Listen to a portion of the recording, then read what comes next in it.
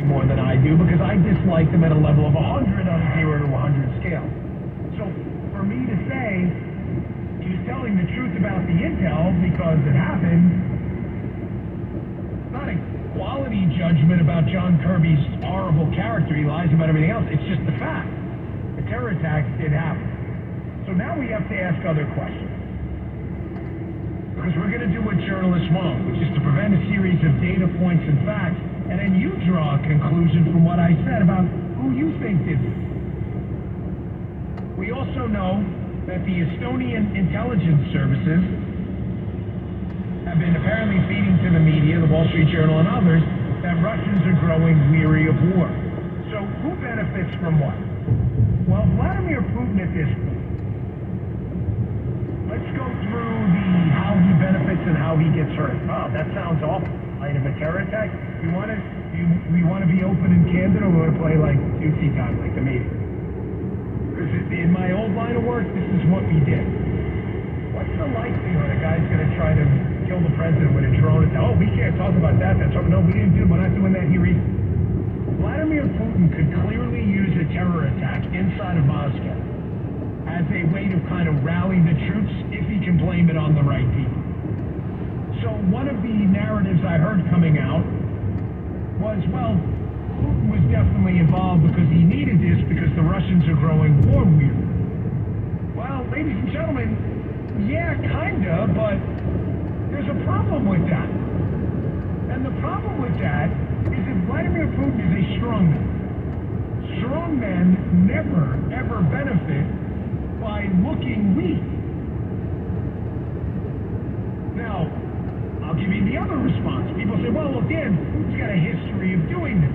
Remember the apartment building bombing, the Chechen war, all that?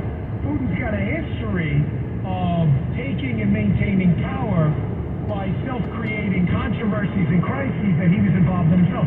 Yes, fair enough. But that was to get power. When you're in power, one of the worst things you can do as a strongman is look weak by in the middle of your biggest, most important city, Moscow, well, your most important critical financial center, a group of terrorists just walked in. Nobody stopped them.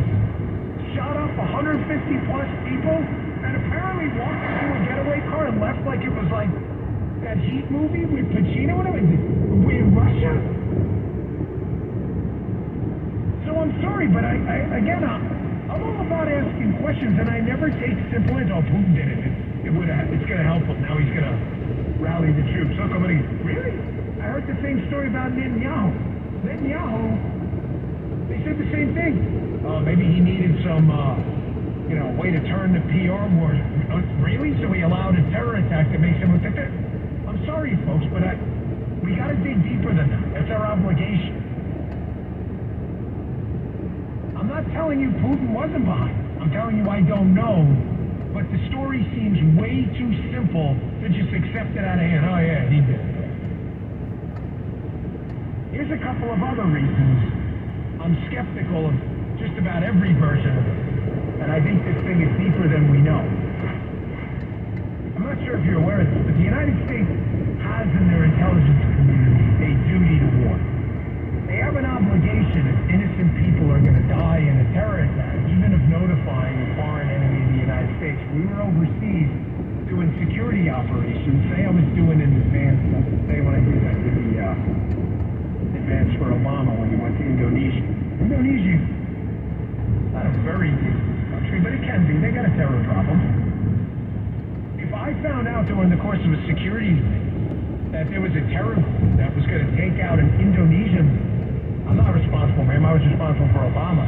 I have an obligation to warn, so do the intelligence community. That's why I told you, John Kirby's warning a couple weeks ago, hey, if you're in Moscow, there could be a terror attack.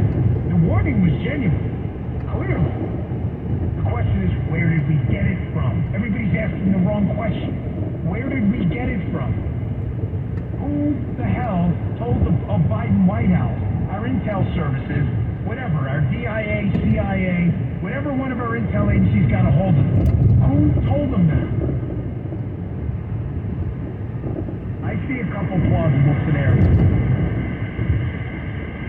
Number one, one, ladies and gentlemen, is going to come from the Russian FSB itself. Now, again, flip on.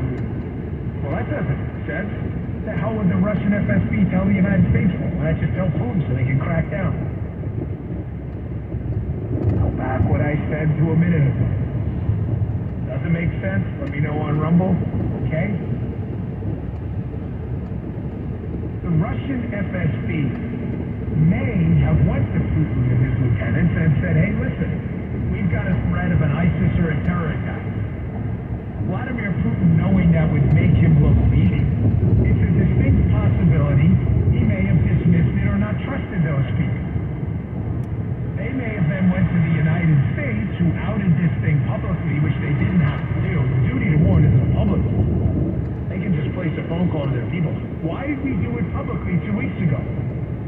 Did someone in Russia, who Vladimir maybe doesn't trust so much, try to warn Putin, hey, we've got a terror problem right here. This thing is, with the red sirens are going off right now. And Putin did nothing.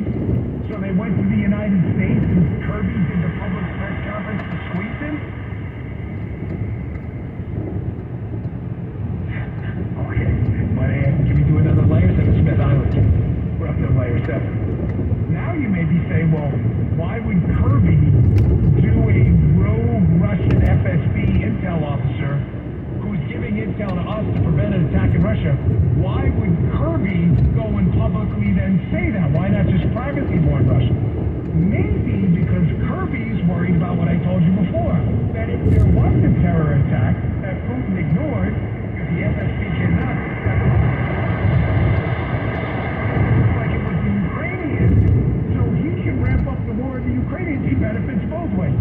First, it doesn't look like he was weak on ISIS in a police state, and second, it looks like the Ukrainians did it so he can ramp up his thing. So maybe he put out the warning 2 weeks early, put him on notice, and we're not going to let you do that. Folks, you got to remember, police state's an awful thing. Period. Full stop a room. It's positive statement. Police states are awful. But if you're going to live in a police state, Vladimir Putin's police state, that's what it is. You go to Moscow and try, you get free speech rights in Moscow. Folks, I was there. Spent a lot of time in Moscow. You have zero chance of surviving there with a big sign on the corner. You know, Putin's an egghead, whatever. It's not happening. You'll be in jail tomorrow. But if you're going to live in a police state, one of the trade-offs, and sometimes one of the reasons citizens will tolerate it is it's easier to crack down on criminals and terrorists. Why? Because nobody has civil liberties. That's why it's a police state. Civil liberties are great things, we love them, but they do complicate criminal investigations. You gotta get warrants. People don't care about a warrant. These things producer Jim is bad-mouthing him and Murphy goes to jail. For what? I don't know. Felonious smoking. They make it up. How bad does this make Putin look that not only they live in a police state, but some terrorists just walked in a theater with Kalashnikovs, shot the place up and drove away and nobody stopped them? I mean, I was in Moscow. There's a ring road in Moscow. I got pulled over by the Russian, the Moscow police guy with the pajolska stick, and he detained me there for like an hour. For like some fake made-up thing. We had the embassy get involved. Well, my buddy Sean, we were over there as agents. Now you got a dictator in charge who can't even keep a terror attack from happening in his biggest city? So where did the intel... One distinct possibility is it came from inside Russia itself. And that's why we were so sure. Here's the second possibility. The second possibility is that this came from another country. I don't know, Estonia. I don't bring up Estonia because they're in the newspaper the day before talking about problems in Russia. In the newspaper. Russians are suffering more. I don't know.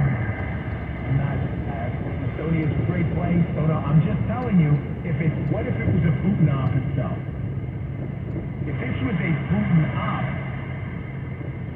I find that unlikely, by the way, but it'd be unfair for me not to discuss it.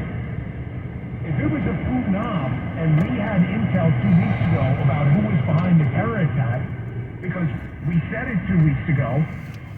The problem Putin's going to have if it's an op he was involved in, like the apartment building bombing talk that's, been around for years, is Putin's got to be afraid we'll squelch it. If we have information that it was in fact ISIS and he ignored the threat, and he goes public and says, listen, these ISIS attackers were headed to Ukraine. Oh, look, he's saying that already.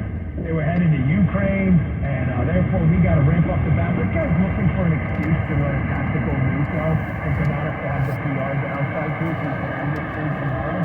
Can you imagine this thing escalates into a nuclear, or at least a serious nuclear threat over this terror attack? The United States would be obligated to come out with the intel and say, hey, listen, this isn't true. We had this 2 weeks ago. Now, throw in one more curveball at you. Now, why this thing is easily more complicated than anyone wants you to believe. Oh, ISIS did it, whatever. Oh, maybe. This happened last week, too. Jim, cue up cut 3. This is a Sky News report on France raising their terror alert right now, too. Play this and I'll tell you why this is interesting, too, Jim. That France has decided to raise their national security alert system level to the highest level possible, and that is attack emergency based on the Islamic State's claim of responsibility for the attack on Friday night. Okay, I just gave you all the reasons I don't think it was a Putin op. Now I'll give you the reasons I think it could be. And you will formulate your own decision. Because you are smart. My job is to give you the facts. That is a fact. What I just told you was a fact. That Sky News report is real. France didn't, in fact, raise their terror alert. It's not an opinion, it's a fact. Why is that interesting? Here's a news article from just last week. Russia vows to kill all French soldiers sent to Ukraine. So now the Russians have a beef with Macron, who they think is being belligerent and not being compliant in their war on Ukraine, and all of a sudden the French are worried about a terror attack there too. So let me sum up this segment because I got a lot more to get to. For 60 minutes, Mike Gallagher leaving, as predicted, by the way, we warned you about. Let me just sum it up here. The big question now, in my mind, is not who did it. The guys who did it, I believe, are the guys the Russians caught. The question is, who fed up the intel about this attack? Because if it was from Russia itself, then Putin's weaker than we think. Putin's police state apparatus is so fractured, they're calling us for help. Or second, it was a Vladimir Putin op, which may be tied to the threat level thing in France, and we may see an information war moving forward if he tries to up the ante against Ukraine, using this terror attack as a reason, which creates an obligation for U.S. intel to squash that before World War III breaks. So I just ask in the coming days, fly the bungee on. Give it some time for more information to flesh out, and everything we talked about, it'll become more clear, and we'll have an idea of who did what, and most important, who benefits from it. This is what the act of investigative reporting involves. It's not hard. Maybe you should try it. I'm working on it. Henry? Great.